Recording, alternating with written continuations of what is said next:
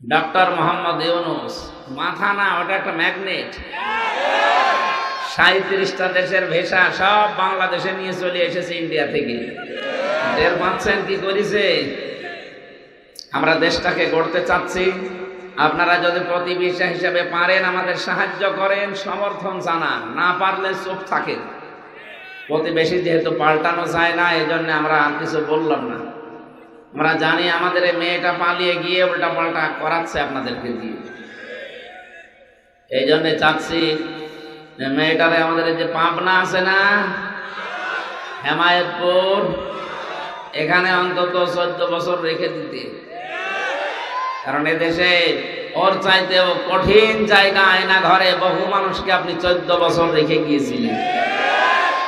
আমি নিজে তো সাক্ষী, আমিও ছিলাম আয়না ঘরে মিনিটায়। আমি দেখেছি কত মানুষ ওখানে 2 বছর, 5 বছর, 7 বছর, 10 বছর, 14 বছর পড়ে আছে। তাও মিনি ছোটটা, বড়টাই তো আমি চাইনি। কত কঠোর অবস্থা সেখানে। কোরআনে কারিম শুনতে এসেছি আমরা, নাকি অন্য উদ্দেশ্য আছে আমাদের? দল, মত, জাতি, বর্ণ, ধর্ম নির্বিশেষে সবার অনুষ্ঠান, শুধু মুসলমানদের জন্য না। হাত্তা ইয়াসমাআ কালাম আল্লাহ সুম্মা আবলিগহু মা'মানা। হে নবী, অন্য ধর্মের মানুষও যদি কোরআন শুনতে আসে, নিরাপদ এবং নিরাপত্তার সাথে তাদেরকে শোনার ব্যবস্থা করে বাড়িতে পৌঁছিয়ে দিন। সুতরাং আজকের এই অনুষ্ঠান টাঙ্গাইল গোপালপুরের মানুষের, শুধু মুসলমানের না। আযা বায়ানুল লিন্নাস, এটা মানুষের জন্য বর্ণনা। মানুষকে শুধু মুসলমান, শুধু খ্রিস্টান, শুধু হিন্দু, পৃথিবীতে 4,500 ধর্মের মানুষ আছে। যে ধর্ম অনুসরণ করুক না কেন সে মানুষ। সে কি? আরো জোরে বলেন কি? আমাদের দেশে আমরা যেহেতু মানুষ হিসাবে মুসলিম সংখ্যাগরিষ্ঠ, আমরা 96% মুসলমান বলি এই দেশে। অন্যান্য ধর্মের লোক আছে মাত্র 4%। সেই হিসাবে আপনাদেরকে আমরা সতর্ক করছি। বাংলাদেশ সহ বিশ্বের আন্তর্জাতিক কিছু ষড়যন্ত্র এখনো থেমে নেই, চলছে। এই জন্য আমাদের সতর্ক হওয়া লাগবে এই মুহূর্তে। সংখ্যালঘু নির্যাতনের নাম দিয়ে এই 54 বছর বাংলাদেশকে বিশ্বের মানচিত্র থেকে পিছিয়ে রেখেছিল এই দাদা বাবুরা। ওরা এখনো এটা চালিয়ে যাচ্ছে, এখনো বসে নেই। আমরা আলেম ওলামা যারা আছে, নবীর ওয়ারিস, বারবার বলেছি, আপনি যদি কোনো মুসলমানের গায়ে হাত তোলেন একটা গুনাহ হবে। কোনো অমুসলিমের গায়ে যদি হাত তোলেন আপনার ডবল গুনাহ হবে। 1 নম্বরে জুলুম করার গুনাহ, 2 নম্বরে আমানতের খিয়ানতের গুনাহ। এই জন্য এই ইস্যুটা যেন সামনে এই জালেম যারা পালিয়েছে এরা যেন কাজে লাগাতে আর না পারে। ওরা এইটা এখন হাতে নিচ্ছে বারবার। কয়েকদিন আগে ডোনাল্ড ট্রাম্প, লোকটা মাথা খারাপ হলো তাহলে ঠিক আছে, এক রোখা মতো। ও কিন্তু দেখেছিল ভারতের এই মাটিতে খ্রিস্টান 2টা মেয়েকে উলঙ্গ করে তারা রাস্তায় হাঁটিয়েছিল। ও কথাও বলে যায়নি। ক্ষমতা পেয়েছে 20 তারিখে, জানুয়ারির 20 তারিখে শপথ ঘোষণা দিয়েছে। শপথ নেবার পরে আমার মেয়েকে, আমার বোনকে যারা রাজপথে উলঙ্গ করে হাঁটিয়েছে, সেই ভারতের 16 লাখ মানুষ এখন আছে আমেরিকায়, সব ফেরত পাঠাবে।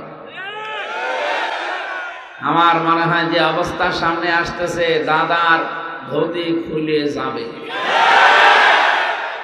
দাদা তো আমাদের পেছনে লেগেছে, দাদা এখন ধুতি সামলাক। যারা নিয়েছে এখন গলার কাঁটা হয়ে দাঁড়িয়েছে, না পারছে গিলতে, না পারছে ফেলতে।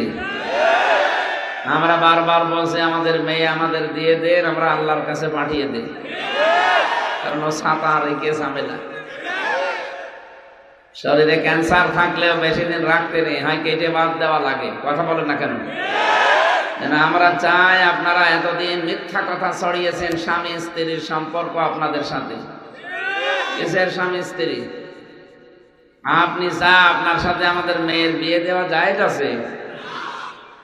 আপনার হচ্ছে ফুল হাতা আর আমাদের হাফ হাতা।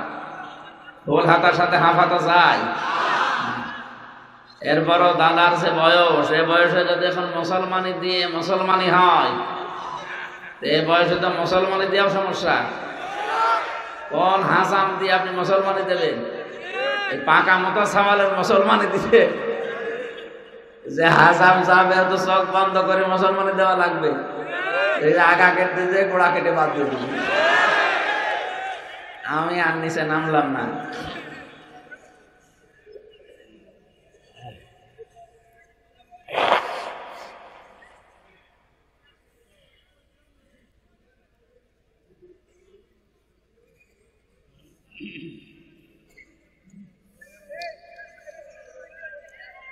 আমরা আল্লাহর কোরআনের অনুষ্ঠান থেকে এটা রেকর্ড হচ্ছে, সারা দুনিয়ায় ছড়াচ্ছে, লাইভ চলছে। সবাইকে আহ্বান জানাচ্ছি, বিশেষ করে আমাদের প্রতিবেশী তো পাল্টানো যায় না, এই জন্য বলছি আপনাদের স্বভাব পাল্টান।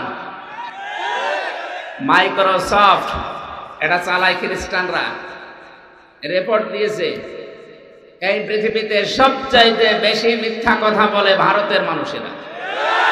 সব না, উগ্রপন্থী যারা হিন্দু এরা।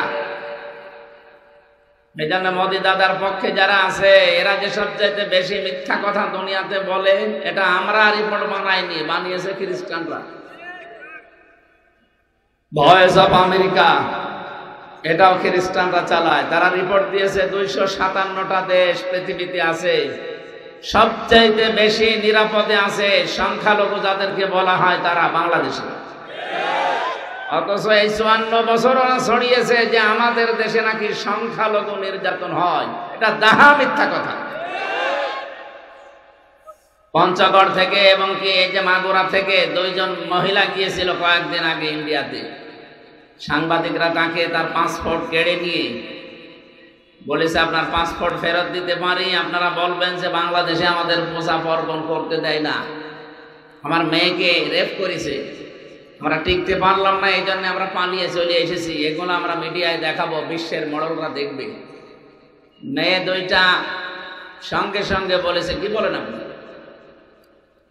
আগস্টের 5 তারিখের পর থেকে তো সবচাইতে বেশি নিরাপদে আছি আমরা, আমাদের কোনো পূজা পার্বণে বাধা নেই, আমাদের মন্দিরগুলো আরো বাংলাদেশের মুসলমানেরা পাহারা দিয়েছে।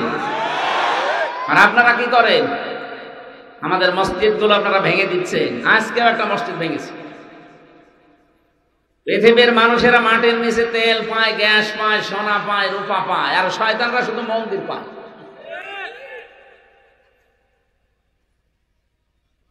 আল্লাহর ঘরগুলো এভাবে একটার পর একটা ভেঙে দিচ্ছেন, আপনি তো টের পাচ্ছেন না বাস্তবতা কি? আপনার বাপ দাদারা এর আগে আল্লাহর ঘর ভাঙতে এসে কাশফি মাকুল হয়ে গেছে। আমরা দেখতে পাচ্ছি আপনাদের অবস্থাও তাই হবে। অলরেডি 7 সিস্টার ভাঙা আরম্ভ হয়ে গেছে। আজকে সকালের খবর দেখেননি, চীন ভারতের ভেতরে একটা রাজ্যকে নিজেদের রাজ্য বলে অলরেডি ঘোষণা দিয়ে দিয়েছে। 7 সিস্টার যদি ভেঙে যায়, আর আমরা জানি এগুলো সব আমাদের আন্ডারে আসবে। ডক্টর মোহাম্মদ ইউনূস মাথা না, ওটা একটা ম্যাগনেট। 37টা দেশের ভিসা সব বাংলাদেশে নিয়ে চলে এসেছে ইন্ডিয়া থেকে। টের পাচ্ছেন কি করেছে? আমরা দেশটাকে গড়তে চাচ্ছি, আপনারা যদি প্রতিবেশী হিসেবে পারেন আমাদের সাহায্য করেন, সমর্থন জানান, না পারলে চুপ থাকেন। প্রতিবেশী যেহেতু পাল্টানো যায় না, এই জন্য আমরা আর কিছু বললাম না। আমরা জানি আমাদের এই মেয়েটা পালিয়ে গিয়ে উল্টা পাল্টা করাচ্ছে আপনাদেরকে দিয়ে, এই জন্য চাচ্ছি মেয়েটারে আমাদের যে পাবনা আছে না, হেমায়েতপুর, এখানে অন্তত 14 বছর রেখে দিতে। কারণ এদেশে ওর চাইতেও কঠিন জায়গা আয়না ঘরে বহু মানুষকে আপনি 14 বছর রেখে গিয়েছিলেন। আমি নিজে তো সাক্ষী, আমিও ছিলাম আয়না ঘরে মিনিটায়। আমি দেখেছি কত মানুষ ওখানে 2 বছর, 5 বছর, 7 বছর, 10 বছর, 14 বছর পড়ে আছে। তাও মিনি ছোটটা, বড়টাই তো আমি চাইনি। কত কঠোর অবস্থা সেখানে।